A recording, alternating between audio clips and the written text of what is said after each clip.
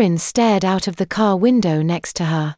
If there was one word to describe the scenes flying past her, it was dreary. It was not currently raining, but the oily puddles on the asphalt and muddy grass beyond indicated that it previously had been, and the ominous clouds in the sky notified anyone who cared to look at them that the rain would soon begin again. The 11-year-old girl was not particularly interested in the weather, however. Although her companion would assume she was looking outside, Erin's eyes were actually focused much closer on the barely visible ghost residing in the glass, a ghost that had the nerve to steal her appearance. The ghost yawned as Erin watched. She realized that she was yawning as well. She'd always heard that yawns were contagious. Her reflection yawning at the same time as her probably didn't count towards proving that theory, but she'd take what she could get. She didn't turn her head to see if her yawn had influenced any of her flesh-and-blood car companions. Her expression of tiredness was not entirely unexpected, though. She'd remained awake in bed for several hours after Haley had helped her clean up the night before. Of course, she'd pretended to be asleep until she was certain Haley was. She didn't want Haley staying up worrying about her, not after all the help she'd already given Erin. But Erin's mind was simply too engaged to let sleep set in. She tried to avoid thinking about her dream, knowing that doing so would only keep her awake longer, but she hadn't been entirely successful. Now that she'd managed to put a few hours of sleep between her and the nightmare, and, judging by the pace of the car, a few miles of distance as well, Erin could think a lot more clearly about it. She was certainly no stranger to her nightmares. Although they weren't happening quite as often as they had been a couple months ago, they still weren't rare. Nearly all of them involved Mary, and most of them just involved her having some generic fear of the woman and trying to get away from her. A few of them, though, had been very clear memories of a specific incident. These were the kind of nightmares that hurt, and last night's had been one such dream. But even for a specific memory, this one had been unusual. She hadn't completely recognized it at the time, but now that she had the benefit of hindsight, it marked the turning point where she knew for certain her stepmother had begun to become mildly insane. Mary still basically functioned normally at that point, but she'd begun to give in to bouts of irrational behavior. The accusations against Erin that she had no way of proving were an aspect of that. While they certainly weren't the only example of Mary's irrationality, they were the ones that Erin remembered most clearly, as they had the most direct effect on her. Even that, though, was preferable to what Mary would eventually become. At least then, Erin only had to deal with a few extra punishments she hadn't earned, which, while not desirable, were tolerable. But as the months went by, Mary became more and more delusional. Even Erin's father was becoming nervous around her. Interestingly enough, as Mary got worse, her obsession with cleanliness became even more pronounced. Both Erin and her father were frequently roped into doing meticulous cleaning exercises. Erin received the brunt of this, as her father began to head out from the house as often as he could get away with it. Erin tried to stay outside as much as she could as well, but she lacked the transportation that her father had, and he didn't often take her with him. Being around Mary became more dangerous by the day. And yet, her father had done nothing about it. She was very thankful to finally be rid of her stepmother. Her new family was more than she could have ever asked for, and certainly better than the combination of her stepmother's malice and father's apathy. She still wished that she could have come across her new family under much more favorable circumstances, though. Mary's irrationality had eventually increased to the breaking point, and the loss of her father and stepmother to a murder and suicide respectively was something she should never have had to endure. Even worse, she'd actually been home at the time it happened. She'd often felt herself wishing that she'd been out of the house at the time, as if not actually seeing her father die would have made the loss hurt any less. In a way, she was lucky. If Mary had killed her father, who she'd seemed to be on friendly terms with for all but the last few months of their relationship, she probably would have had no qualms with attacking Erin if she'd realized Erin was home. Erin involuntarily shuddered. This movement did not escape Haley, who broke herself away from her conversation and turned to Erin. "Are you okay? Be strong, Erin. Don't let your emotions shut you down," she thought to herself. "I'm okay," she tentatively proposed to Haley. "I was just thinking about my dream last night." The occupants of the front seats already knew that Erin had woken up to a nightmare, so they registered no more surprise at this statement than their daughter, even though none of them knew specifically what the dream was about. "Well, I can't say it's not a big deal. I know from your reaction that whatever you dreamed about meant a lot to you. All I can tell you is to try not to worry about it. You're awake now." Erin nodded in agreement. Thinking about it is still painful, though. She still couldn't believe that she'd been selfish enough to let Hayley help her without argument, however. She should have put up at least a bit more resistance. And yet, at the time it had just felt like the right thing to do, to give in to her desires just for that one moment in time, and let Hayley make everything better for her. Looking back at it now, as much as she tried to find fault with herself, she couldn't. Hayley had obviously wanted to help her, and she desperately wanted the help. Why was she trying to make herself feel guilty? It just felt odd for Erin that something that would benefit her didn't burden somebody else. Apparently family interaction didn't have to be a zero-sum game. Is this what it's supposed to be like? It's just so different from what I was used to. The bowling alley that was their destination suddenly appeared in her window, saving her the responsibility of breaking the silence that had fallen upon the car with the mention of her bad dream. The car came to a stop, and she climbed out along with the rest of her adopted family. Hayley mumbled under her breath as she searched for the letter on the scoring computer's keypad. The device was laid out alphabetically, which theoretically should have made the letters easier to find, but Hayley was used to the layout of a computer keyboard.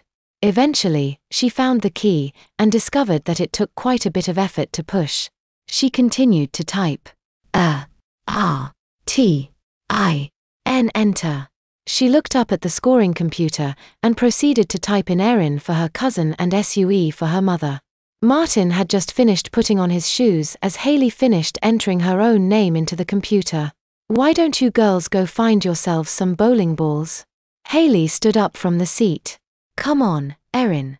Erin followed her more confident cousin. She hadn't been bowling in years, and while it was pretty obvious where the balls were kept, it would probably be a good idea to let Hayley help her pick one out. The pair skipped the closest few ball racks, which seemed to be filled with mostly black balls. "Those ones are probably too heavy," Hayley explained. "The balls I like are over this way." Erin's gaze followed Hayley's hand gesture. A few lanes further down, there were a pair of racks with a much more varied assortment of bowling balls. They walked towards the racks, passing the shoe rental counter again, where the man who'd given them their shoes only a few minutes prior recognized them and flashed a friendly smile. Hayley smiled back and Erin gave a subtle nod. They reached their destination, and Erin cringed as the first ball she touched felt extremely greasy. Hayley grinned. "Yeah, some of the balls are kind of dirty," mentioned Hayley. "It looks like whoever was holding that ball last had a lot of French fry grease on their hand. I guess they couldn't wait until after they were done bowling to get those last few fries in," proposed Erin. "French fry addiction is a powerful force. There's no greater power in the universe greater than the attraction to a French fry uneaten. If we could harness this power, we could take over the world." "Heh, that would be great," Erin said, smiling widely. Hayley and Erin, empresses of the Guild of the Fried Potato. Both girls laughed audibly, drawing the attention of a younger child in a nearby bowling lane. They quickly cut the laughing short, and the child lost interest in them a few seconds later. Erin was the first to speak, this time in a much quieter voice. "I guess we should pick out some balls, then." "Yeah. It's kind of hard to go bowling if we don't do that." She stroked her chin, glancing over the balls, then reached out and tentatively stuck her fingers in one. Seeing that they fit well, she turned to Erin. "Try this one." Erin picked up the ball, tentatively lifting it up and down. "I really don't know. I haven't been bowling in a long time. I don't know how heavy it's supposed to be." "When was the last time you were bowling?" asked Hayley. "I was probably 5 or 6 years old at the time," admitted Erin. "I was too young to bowl properly. I just remember that I used one of the lightest balls and bowled by holding it with both hands, swinging it back between my legs and then forward." "So you've never properly bowled, then?" "No." "Well, it's not that hard, although I'm not very good at it," said Hayley, smiling. "I'm sure you'll get the hang of it quickly. Here, hand me that ball." Erin gave the ball to Hayley, who swung it back and forth in her arms slightly. "This feels fine to me, and you're pretty similar in size to me, so I'd imagine it's probably good for you as well." Taking the ball back from Hayley, Erin gave a brief smile of thanks. "Which one are you going to pick?" Well, said Haley, it would probably be easiest if we both just shared that ball, since it'll work for both of us. It's not like we're going to be bowling at the exact same time. Erin nodded in agreement, holding the ball in front of her with both hands. That makes sense. Are you ready to go back to the lane, then? Sure, said Haley, and they began walking back. Haley paid more attention to her stride than usual as they returned to their lane. The soles of bowling shoes had always felt unnecessarily thin to her. She was closer to the ground than with normal shoes, but further from the ground than if she was barefoot. It felt like she'd simply strapped a piece of cardboard to the bottom of her sock. She briefly wondered why the bowling shoes weren't sturdier and steel-toed. If she had to wear special shoes for the sport anyway, shouldn't they provide some protection if she somehow managed to drop a bowling ball on her foot? Well, bowling ball accidents couldn't really be all that common. She had to admit she'd never seen anyone drop a bowling ball on themselves. They rejoined Haley's parents at their lane, and Erin looked up at the score computer and grinned. Haley, did you do that on purpose? The score computer currently displayed everybody's first initial down the left side of the screen. With the order that Haley had put in the names, it spelled out the word mesh. Yep, admitted Haley. I wanted to spell a word, and that was the only one I could think of with our names. Ever the scholar, even on summer break, noted Erin. She glanced down the lane and noticed that the bumpers had been extended, for which she was thankful. She didn't expect to be good at bowling, but there was no need for her score to be any lower than it had to be. She paid close attention to her uncle as he bowled his first frame, trying to quickly learn the proper technique for throwing a bowling ball. Apparently he wasn't that good either. After he'd thrown the ball twice, 4 pins still remained standing. Still, he was better than she. Martin smiled at Erin. Apparently, he hadn't failed to notice her attention. You're up. Erin was still standing and holding the ball with both hands. She carefully placed her fingers in it in the same manner she'd seen Haley do and looked over at her cousin, waiting for affirmation that she was correct. Upon receiving a nod and a smile, she stepped up to the lane. Her uncle had approached the lane and swung the ball in one fluid motion, but Erin didn't feel she was quite ready to try that yet. She'd probably just end up falling over. It's better to practice one thing at a time, she thought, and stood at the line.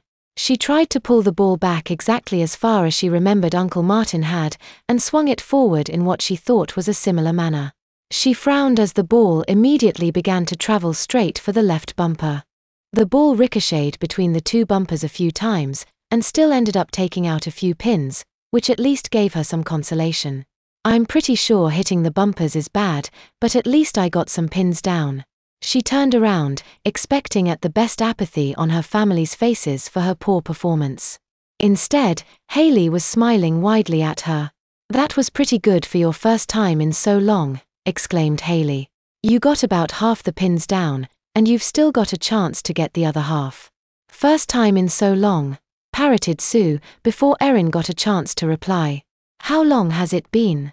Erin gave the response she'd given Haley earlier. I think I was 6 years old, or maybe 5. It's been a long time. I see, said Sue, and she gave her husband a look that Erin couldn't quite read. Well, anyway, take your second turn. Let's see if you can get the rest down. Erin carefully corrected her aim for her next attempt, and her change was rewarded by a roll that was much more parallel to the lane than her previous one. It still hit a bumper, but it only hit it once, much further down the lane, before managing to take out just 1 more pin. She felt a little better about herself. She still wasn't good, but at least she was improving, and she supposed that was all she could ask for in this situation. She sat down next to Haley as her aunt prepared to take her turn. You learn quickly, said Haley. I'm sure you'll be doing really well by the end of the day today. Erin smiled, thankful for the compliment. Well, I don't know that I'll be that good, but I'll try my best.